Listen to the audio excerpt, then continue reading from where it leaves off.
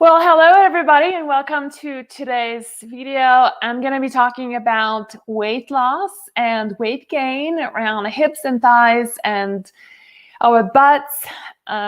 Something that's really interesting about fat distribution around, or where we carry the weight around the body, can be highly dependent on your hormonal imbalance. And so I'll never forget how several years ago, I remember seeing this chart that showed the pear-shaped women store fat around their hips and thighs, and then the women who are more of the apple shape, it's more to do with high insulin levels, high testosterone levels, metabolic disorders, right? And I was like, oh my God, it makes complete sense, because I always struggled with estrogen dominance, and when I put on weight, it all goes in my butt. It's all in my thighs, and so I want to address this because I know many of you are struggling with this issue, and then you hit the gym, and you hit the gym 5 times a day, and you're working out, and you're running more, and you're eating less, and the weight just isn't budging. And so we really want to address this today, because I think this is going to help you. If you don't resolve the underlying cause of the problem, where the weight is coming from, it's going to be really hard to lose that weight. And I don't need to convince you on that point, because you already know that is true. Hi, Marina. Hi, Patricia.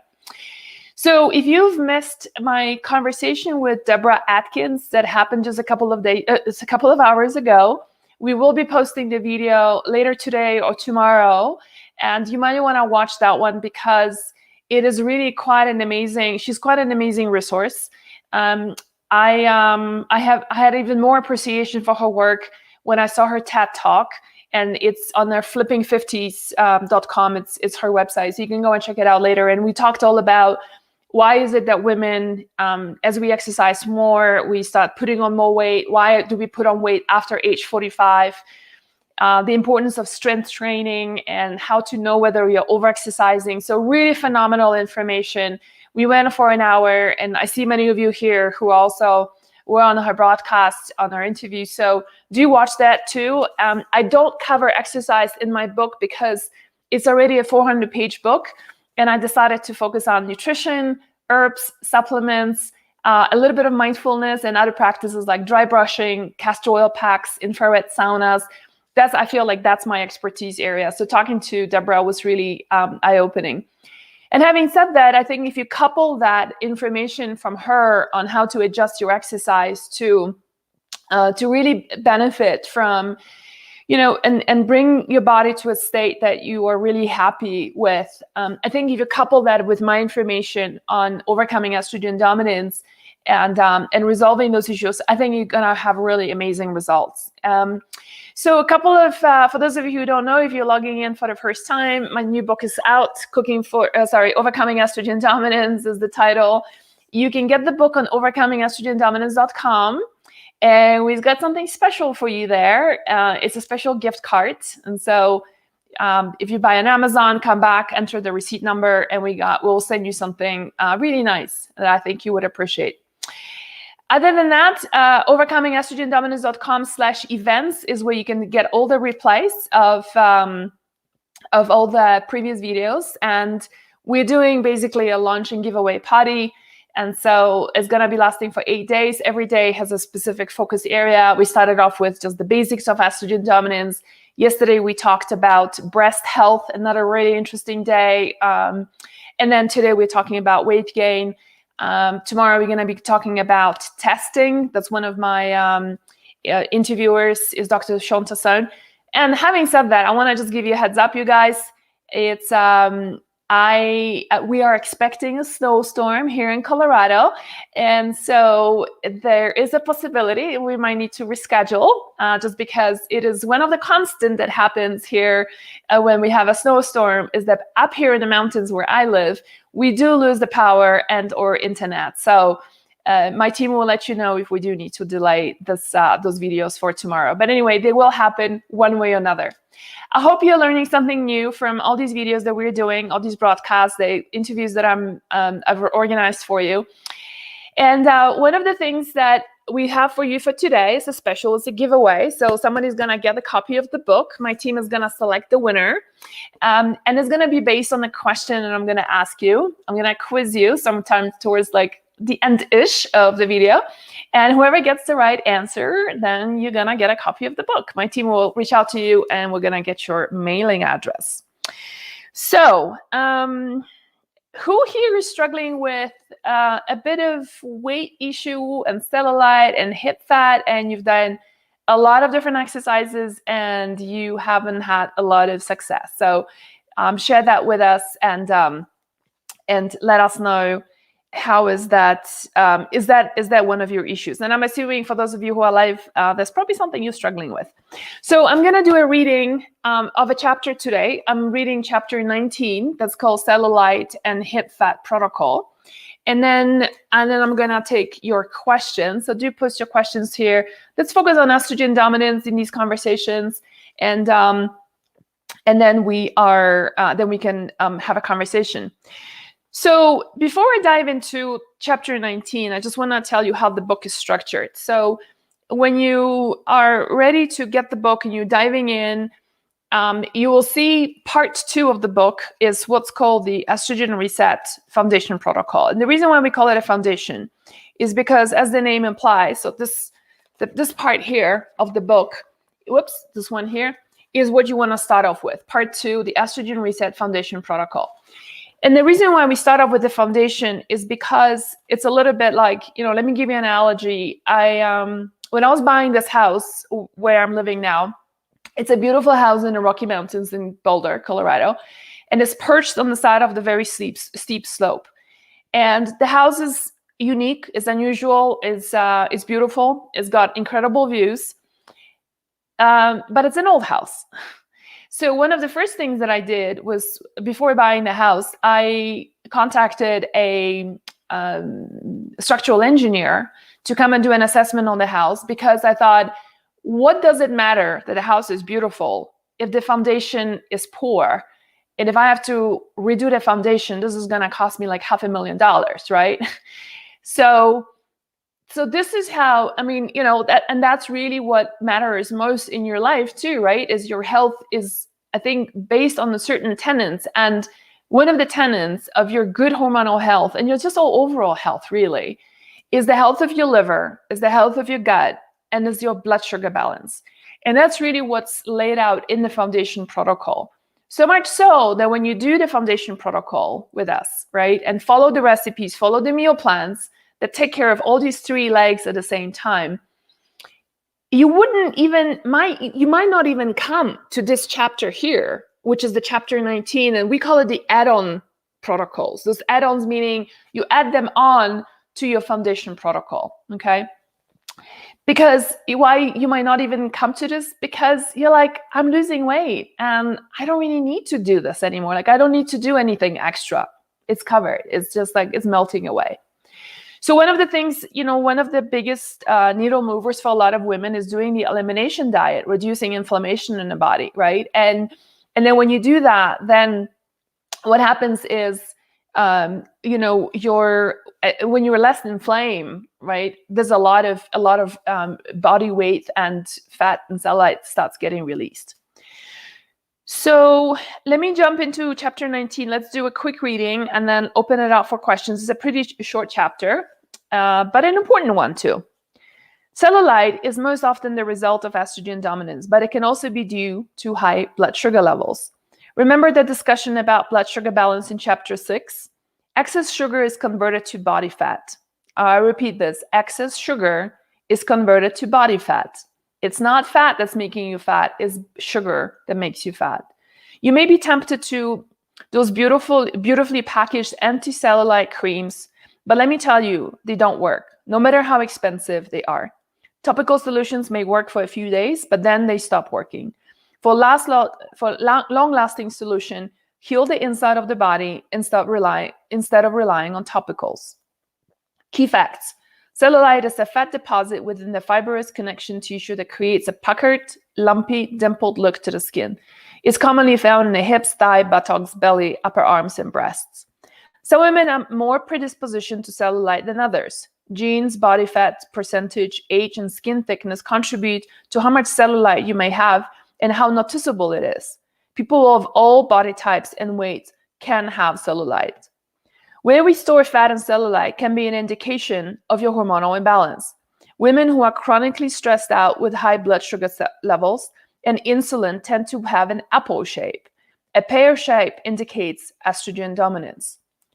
So symptoms: dimpled and bumpy skin like the texture of cottage cheese or an orange peel, mostly commonly found in the hips, thighs, buttocks, and appear on the belly, upper arms, and breasts.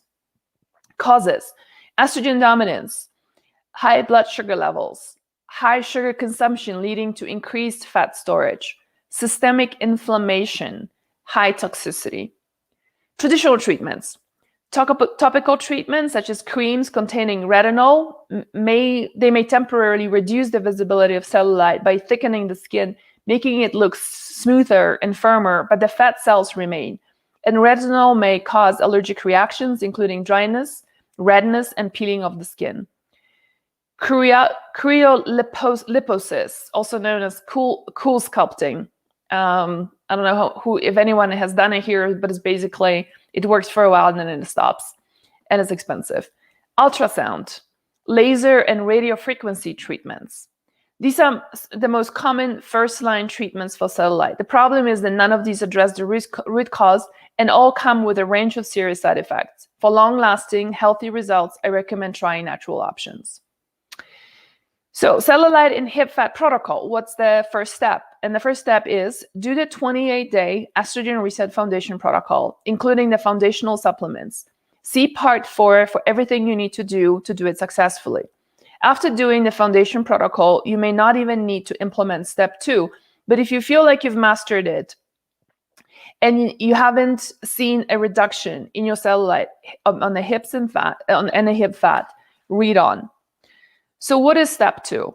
Implement the cellulite and hip fat protocol. Implement as much of the following as you can. Some things may help and others wouldn't. Everyone is different and you will respond differently to changes. Make sure your blood sugar balance is balanced. Your blood sugar is balanced, and if necessary, take additional steps to get your blood sugar under control. Go back to chapter 6, balance your blood sugar levels, for a refresher on all my recommendations on what you can do to keep your blood sugar levels in check, including supplemental support. Self-administer lymphatic massage, such as dry brushing, giving extra attention to areas of cellulite.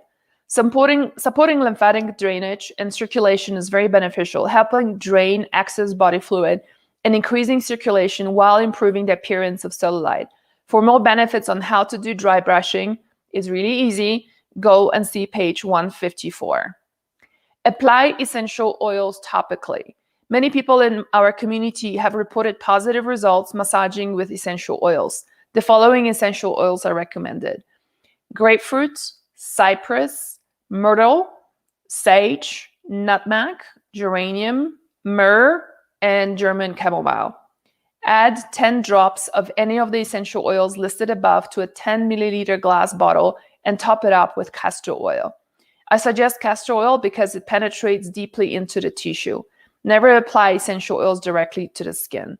Massage into the skin 2 to 3 times per week. Okay.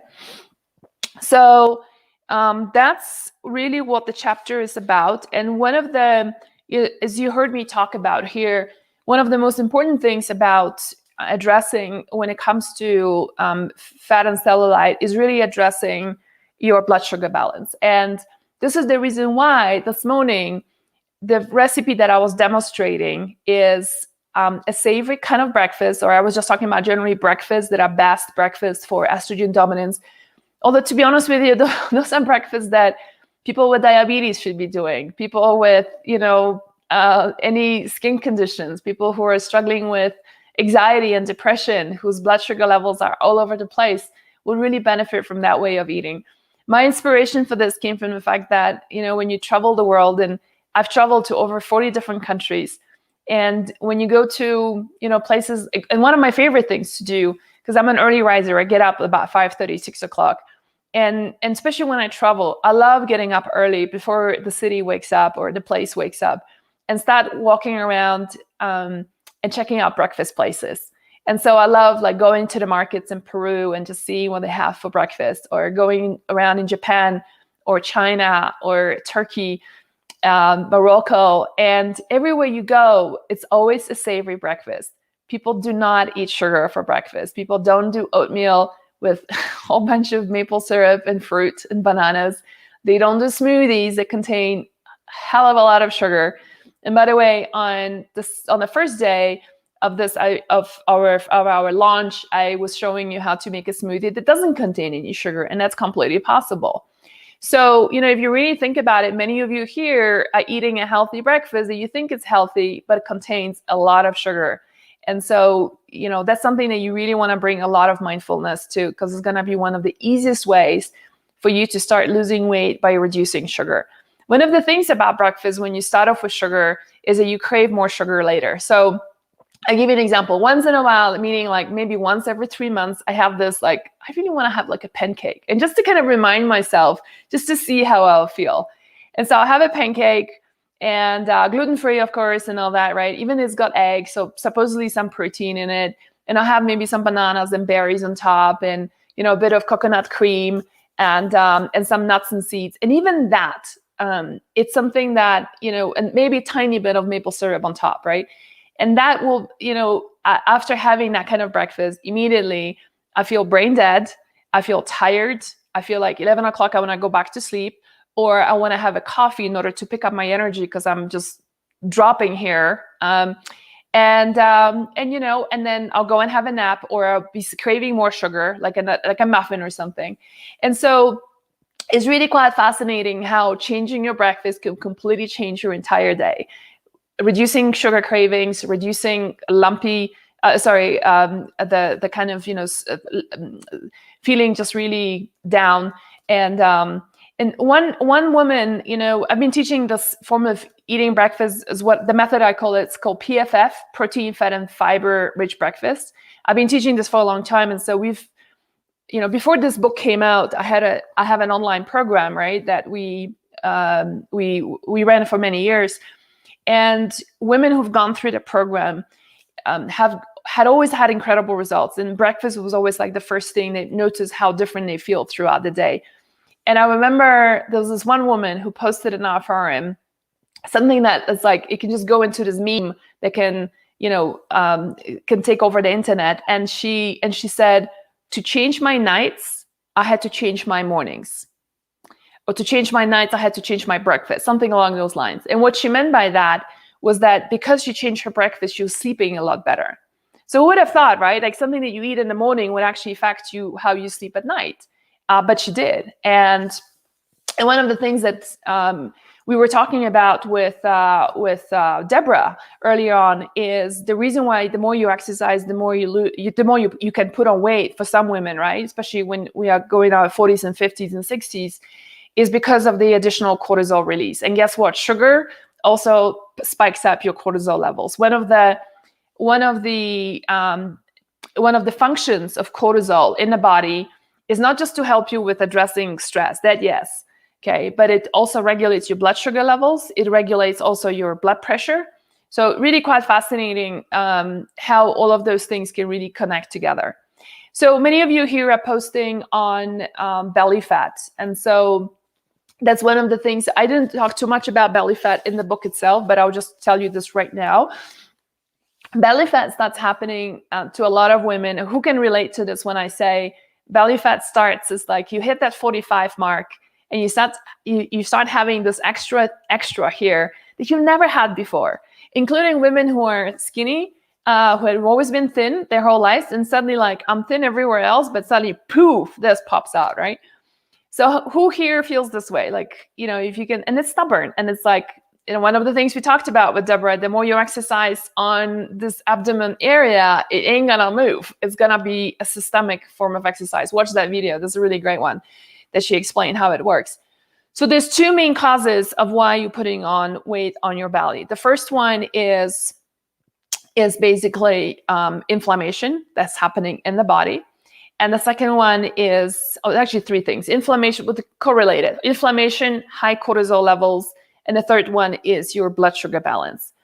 I feel like as we get older, the more we get sensitive to a lot more factors as compared to before, and it's like you don't sleep as well, you are more sensitive to more foods, alcohol affects you in a lot different ways than before, and suddenly now you're putting on weight like you didn't before, right? And so I feel like definitely there is something, as Carmilla is saying, belly fat on a skinny me. Exactly. And it's a jiggly belly too.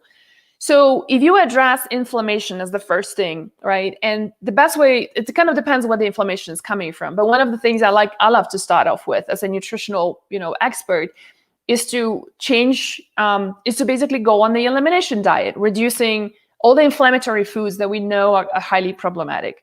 Gluten, dairy, eggs, soy, corn, anything processed, right? Including shakes, you guys, those shakes you put in and protein shakes that people think that they can't get protein. People ask me, where do you get your protein from if I don't do my shake? Get real protein from real food. It's really as simple as that. Today I was showing a recipe on how to do a fisherman's breakfast and using protein from real food. That's what you get your protein from.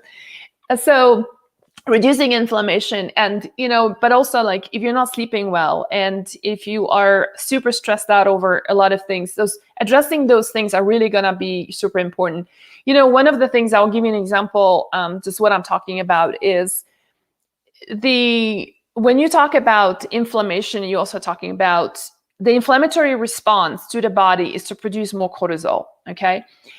And cortisol is a steroid hormone. It's one of the most powerful steroid hormones. Now, think about it. When you had a friend, or maybe there was some of you here, who was put on steroids, what happens? Put on weight, right? They could be eating like 400 calories a day and they wouldn't lose weight. You know those people? Maybe that was you, right? So this is the reason why when you're constantly stressed out, when you're eating inflammatory foods, you're in a constant state of stress. That cortisol release, it's a steroid. You're basically kind of like releasing constant steroids in your own body, okay? And you can't lose that weight. The body responds in a way that we tend to carry that weight around, especially here in the abdomen. There's various different theories why that happens, as a form of as a form of response to the body to that inflammation. So that's one of the easiest way for you to address your belly fat, is to reduce the inflammation that's going on in the body. Reducing cortisol, so whatever is the source of the cause and the reason for high cortisol, whether you're over-exercising, you're overly stressed out, you're not sleeping enough, you've got to figure this out what it is. And, I think my way of teaching is like, if anybody tells you that there is a tea that burns belly fat, or there's one kind of exercise that will melt your belly fat, that's total bullshit. Like, this ain't gonna work, and you know it. But I think everybody has a sense of hope that there is this one thing that they can do that's gonna help them resolve a problem. When it comes to weight loss, it's if you don't address the underlying causes of it, it's not going to move. Okay. So I'm sorry if I have busted some of your hopes of like, what's the one supplement, Magdalena? I mean, we get emails like this all the time. What's the one supplement for my belly fat? And the answer is there isn't one. I'm sorry. And I probably will be making lots more money if I was selling supplements for belly fat burn. But that's not ever sustainable. It doesn't have integrity and it doesn't exist. So cortisol, inflammation, and one of the easiest thing I have found is controlling your blood sugar levels. So one of the chapters here is just about how to address your blood sugar balance. And one of the exercises I really want to encourage you to do is to do a detective work on how much sugar you consume every day, and you will be in absolute shock of how much sugar there is. So one little tip here for you tonight. As you finish watching this video, one of my asks for you is to go to your kitchen and start looking on the things that you regularly eat and look at the back of the label and take a look how much sugar there is in things. So very simple, 1 teaspoon equals 4 grams of sugar, or 4 grams of sugar is 1 teaspoon of sugar. And for example, you might discover that in the yogurt that you've been eating that has got like the mango at the bottom or whatever, there could be as much as 30 grams of sugar. So take the 30 grams divided by 4. What do you get? over 7 teaspoons of sugar. I mean, would you be sitting first thing in the morning and eating 7 teaspoons of sugar like that? Probably not, right? Because it's pretty, I mean, just the idea itself is pretty horrifying. So take a look at the juices you're drinking. Take a look at the latte that you're ordering from a takeout coffee shop. Take a look at the dressing that you're putting on your salad. Take a look at maybe the takeout soup that you have ordered. It's amazing how much sugar there's added to even savory foods. You know, I was born to Polish parents. I didn't live there for very long, but I still identify with being Polish. And, you know, one of the big things in Poland is kielbasa. Many of you know that, right? It's a Polish sausage, kielbasa. And guess what? And so in the United States, I found this at Whole Foods. I found kielbasa. I was really excited about it. I haven't had it for years. So I thought, oh, great. And I remember biting and just going, oh my God, it's sugar. It's sugar and kielbasa. It's like, this is profanity. This is terrible. Like, you don't do that. There's sugar in bread in the United States. There's sugar in your, everything, in soups and dressings. And so Peggy is asking how much sugar is okay per day. That's a great question. And the answer is about 20 grams. So that will make it about 5 teaspoons of sugar, 20 grams of sugar. And you want to consider, like, if you're having sweet potato, if you're having a banana. Hey, you guys, who wants to guess how much sugar there is in a Frappuccino from Starbucks? And I'm just stating a fact, it's on their website. Who wants to guess how much sugar there is in a Frappuccino?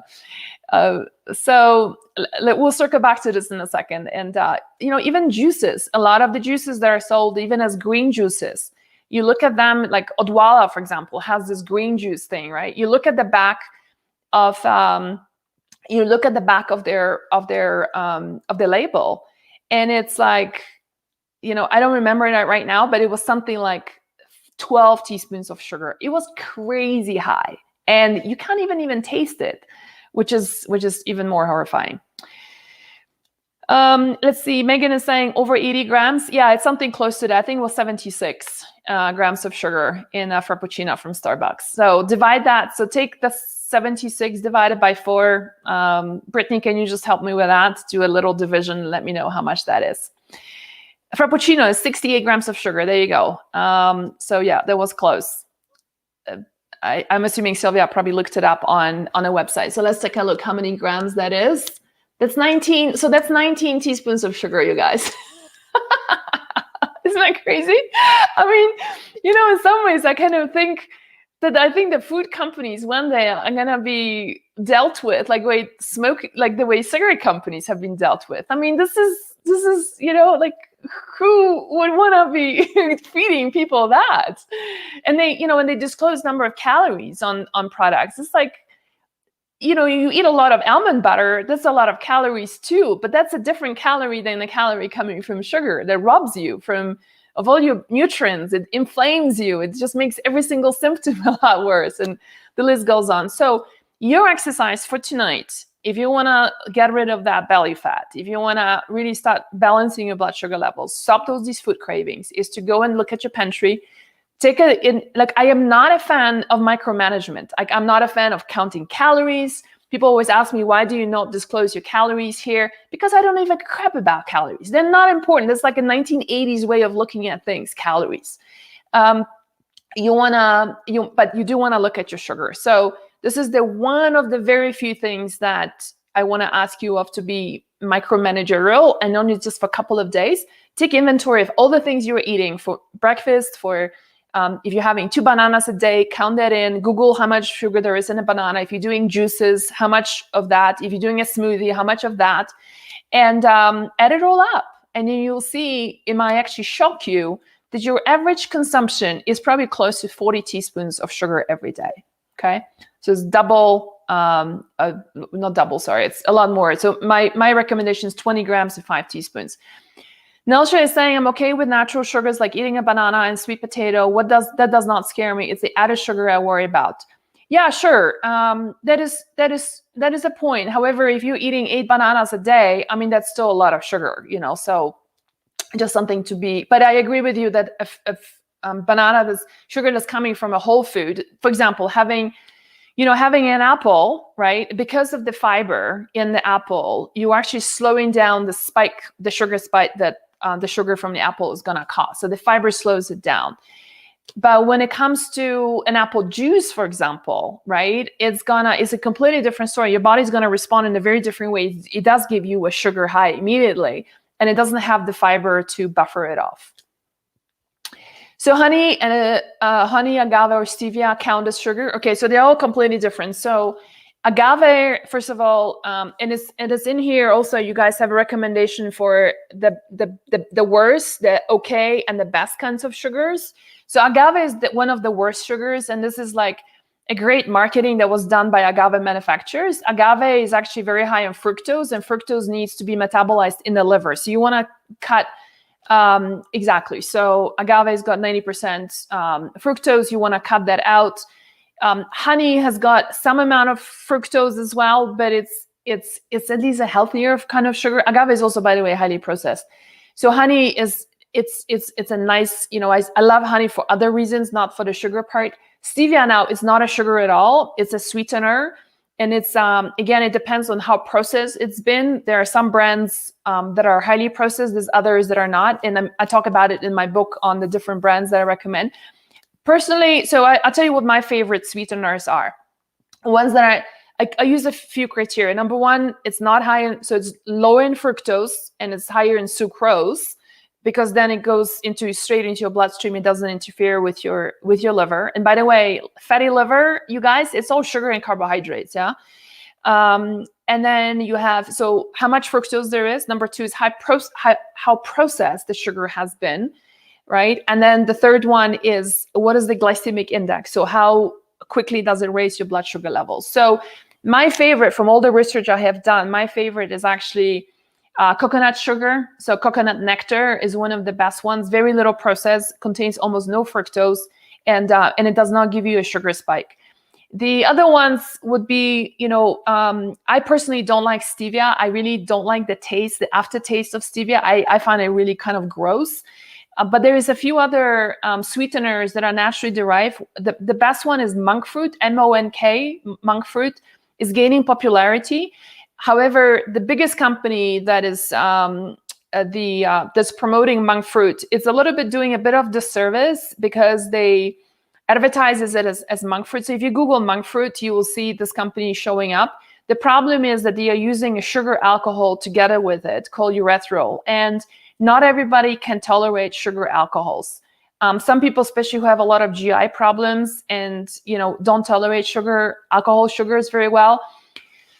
So so basically, at the end of the day, I think my favorite is monk fruit, and a clean monk fruit, non-processed, without sugar alcohols in it, and coconut sugar. Coconut nectar is the liquid version. I also do, in my life, I do use maple syrup quite a bit, and I do use honey, but I use honey more for infusions. If you follow me for a while, there is a lot of I do a lot of infusions of honey. But you see, the thing is that, the way to look at this, right, is like, we use honey for generations. There's nothing wrong with just because it's got fructose in it. The question is how much you use of it, right? If you're eating like 5 tablespoons of honey every day, you're adding into everything, that might be a bit of an issue. But if it's just like occasionally here and there, and use it medicinally, it's a perfectly fine solution. So Malin is saying monk fruit by Lakanto. So Lakanto is the company that uses erythritol, and so I just want to caution you, because if you have GI issues, it might not be the best. Manuka honey, there's specific applications for Manuka honey for like people with ulcers and such, but I'm a much bigger fan of using honey that is locally harvested, and rather than buying something from South Africa or whatever it comes from. Okay, what other questions do we have, Brittany, that will be good for us to... brand of sweetener do you recommend? So like I said, I don't remember brands right now. So it's coconut sugar, coconut nectar. Those are the ones that I like.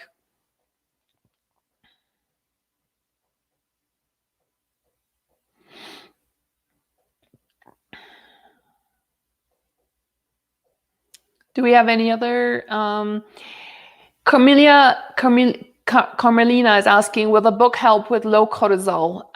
It's not specifically written for low cortisol per se. No, I focus the book on estrogen dominance. So women with fibroids, endometriosis, period problems, hot flashes, lumpy breasts, fibrocystic breasts, weight gain around the hips. This is my audience.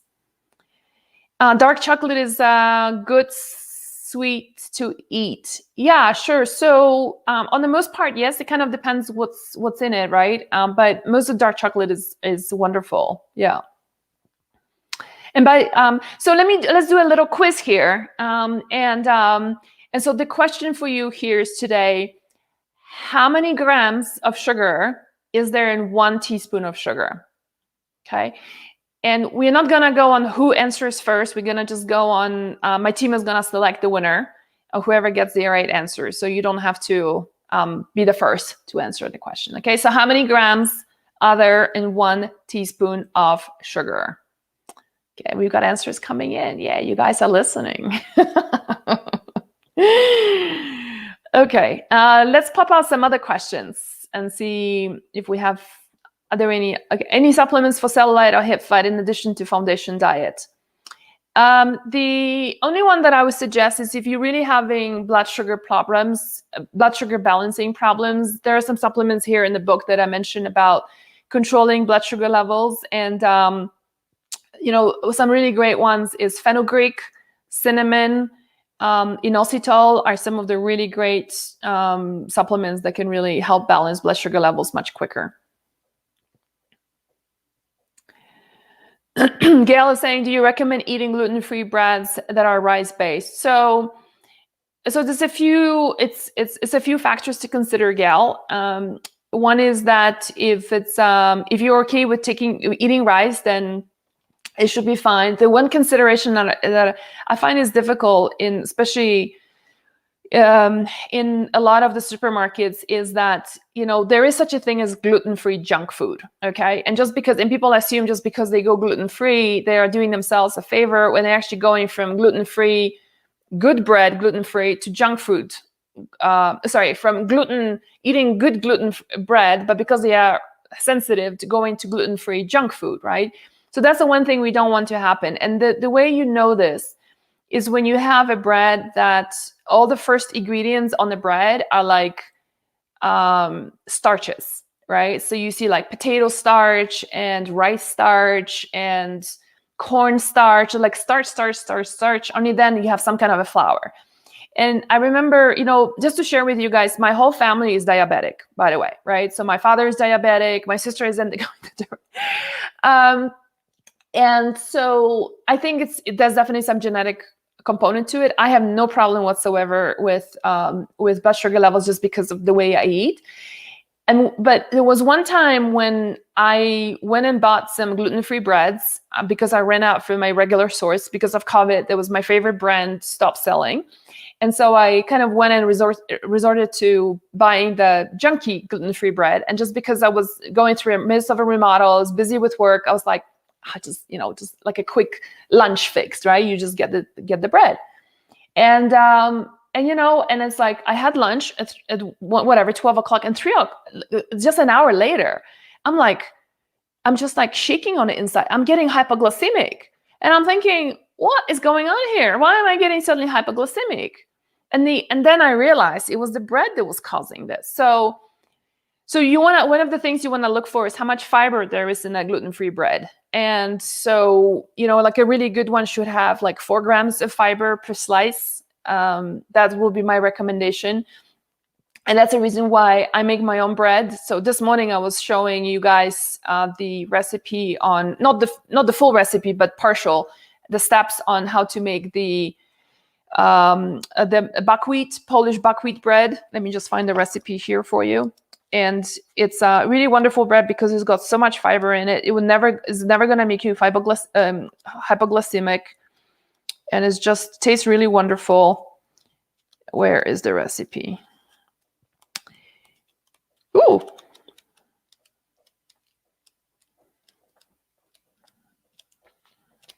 Was one of the first ones, I thought. Oh, there we go. Right here. This is the bread. So you can see just like how rich it is, right? In fiber, and just like how wholesome it is. It's not you're very far from your sandwich bread. It's on page 254 for those of you who have the book. Kelly's asking oops, sorry. Let's go back to the question. Somebody's asking, okay, let's take Kelly's question first. Gluten-free bread is so hard on my stomach, so processed, messed up my stomach. I've tried most and made me sick. Yeah, so Kelly, I'm wondering, do you get the same reaction if you make your own bread?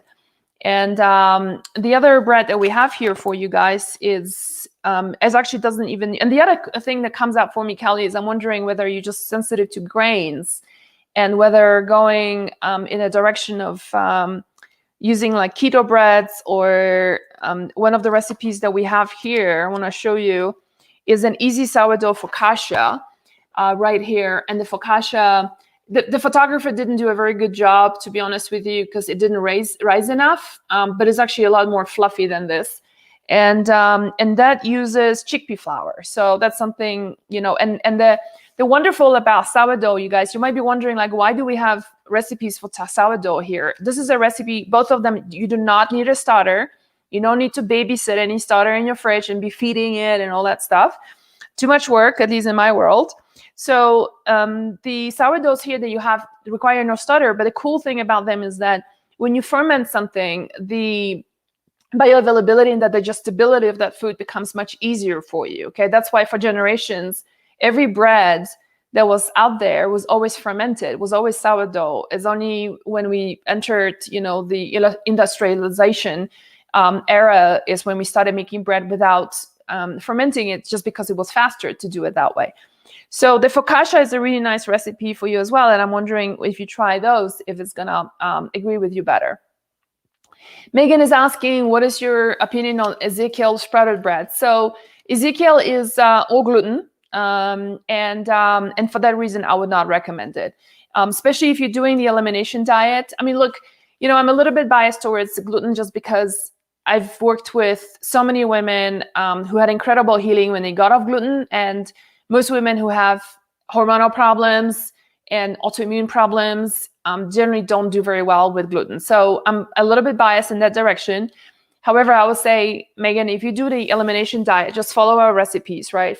Do it for like a good month, and then reintroduce gluten and see whether, you know, maybe it doesn't bother you as much as Magdalena thinks that it does. So just really tune into your body and learn how it responds. But, you know, if you're doing the elimination diet, Ezekiel is off the table because it is gluten. I don't think I have estrogen dominance, says Patricia, but I want your book. Either way, the recipes are healthy and work for everybody, right? Yes, they do. Even the frequent question we get is, can my teenagers eat it? Can my husband eat it? And the answer is absolutely yes. I always joke about it that your husband is not gonna grow boobs by eating this way. In fact, if anything, his boobs are gonna get smaller because, you know, it's one of the things. Actually, you know, one thing that I don't talk enough about, because my real passion is to help women. I don't really care for men so much because they don't take care of themselves most of the time health-wise. But I'll let you know, because there's probably a lot of men in your life, is the prostate issues, prostate cancer in men, and boobs on men are all due to estrogen dominance. So when you change your diet and clean up, you know, the house of all the chemicals that we're going to be talking about, by the way, on chemicals that cause estrogen dominance, with my good friend Laura Adler, that's going to be on the last day. It's going to be on the 18th of March. Then the men benefit as well from that. And that can manifest in form of they snore less, they sleep better, they're in a better mood, they have better sex drive, you know, whatever they lose weight. So a lot of great benefits for men too. Ruby's asking, can you explain how cellulite and digestion are connected, and some quick tips for kickstarting your digestion and suddenly halted due to perimenopausal, please? So when you say digestion is halted, do you mean like you're not digesting, like things are just sitting there or not digesting things properly? So, you know, one of the I think just the connection between digestion and cellulite is the fact that when your digestion is not working well, generally it feeds the inflammation in the body, okay? Because the body is just struggling with digesting food. And so that is a problem, right? And whenever the body is struggling with something, the inflammation goes up, cortisol goes up. So when the cortisol inflammation goes up, we talked about already that cellulite is one of the outcomes of inflammation. So that's part of the answer. Now, how do you restart your digestion? Couple of ways. On one hand, you want to go on an anti-inflammatory diet that I talked about, getting off all the inflammatory foods. On the other hand, like if you're saying halt it, let me just see whether she's providing us with any more information. When you say hold it, I mean, to me, that would just mean like it's kind of stagnant, as things are not moving, maybe constipation, maybe like it's just sitting there like a rock in the stomach, right? If that's what you mean, it's so a couple of things come to mind. One is, and I do talk about it here in the book on the digestion chapter, is to incorporate things like check your stomach acid, your levels of stomach acid, and there is a HCl pill challenge that you can do to see how low your stomach acid is. And hey, you guys, low stomach acid is really bad thing. Or in other words, good stomach acid is a really good thing. Sufficient stomach acid is what chomps down your food. It breaks the food down. It extracts all the nutrients and passes it along. It's also your barrier for all the parasites, bacteria, viruses. That's your pH. You have pH 2 in your stomach. It's a really, like if you touched a living person's stomach, you're going to get burned on your finger. That's how acidic it is. And it should be that way, right? So people who are put on antacids actually start developing a lot of problems further down the road without making the connection. Oh, let me not forget that sufficient stomach acid is also what allows to absorb and extract vitamins like B12, zinc, magnesium, a couple of other ones I'm forgetting right now, that are stomach acid is essential for that. So no stomach acid, food just wouldn't move. The other thing is, having either adding digestive enzymes or doing digestive bitters. That we just launched our digestive bitters before the book came out. You can check it out on wellena.com. And it's a really nice way of putting bitters in your mouth, and it's like your whole body is basically sends like this cascade of digestive signals saying, hey, stomach, produce more stomach acid. Hey, enzymes from pancreas, from the small intestine, producing, get out there and do your work and chomp down on the fiber and protein and fat of the food, right? So really quite an interesting process and cascade that digestive bitters can do. And enzymes is another really great one. Stomach acid, I have lots of heartburn. Is that high stomach acid? No, it's actually low stomach acid. So Susan, I don't want to spend too much time talking about this, but if you just Google low stomach acid and heartburn, you're gonna have some websites popping out and explaining how that works. It's a functional medicine angle. Conventional doctors will tell you, will put you on when you have heartburn, they will put you on antacids, and it does some really serious damage. So it's can we put that Megan Michelle's comment on? Yep. So she says, yes, betaine, HCl plus bitters made me realize a lot my issues stemmed from low stomach acid. A doctor tested me and said they would never had someone's urine test so alkaline. It makes such a difference. Yeah, absolutely. So that is the gist of it. Okay. Patricia is saying she loves your bitters. Love your bitters. So my bitters. Okay, that's great. Thank you. We love them too. Can you recommend a collagen cartilage maker? I'm in my 40s and I feel my bones are breaking, and since teens I don't have cartilage. This pandemic makes it worse. So a couple of things here to consider. Are you talking about like your bones really, or cartilage? Because they're like two different things. So one of the things I don't know. No cartilage in the knees. Yeah. So one of the things you might want to, hey guys, I want to kind of focus on estrogen dominance on these calls. I really do, Brittany, for the questions. Let's do that. Because otherwise we can kind of go in all sorts of directions. I don't know who you are, but because the name doesn't show up, check out the collagen that we have in our store on our wellena.com, because it does contain, it's a unique collagen that we formulated that comes with cartilage came from bones and connective tissue. And so it's a little bit different from a lot of different collagens out in the market. So that's that.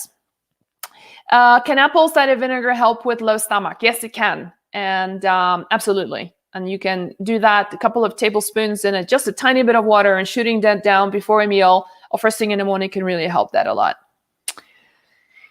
Okay, do we have anything else on estrogen dominance? No. Okay, all right. Hey, you guys, I hope this was helpful, and you're learning a lot. And I will see you tomorrow. We've got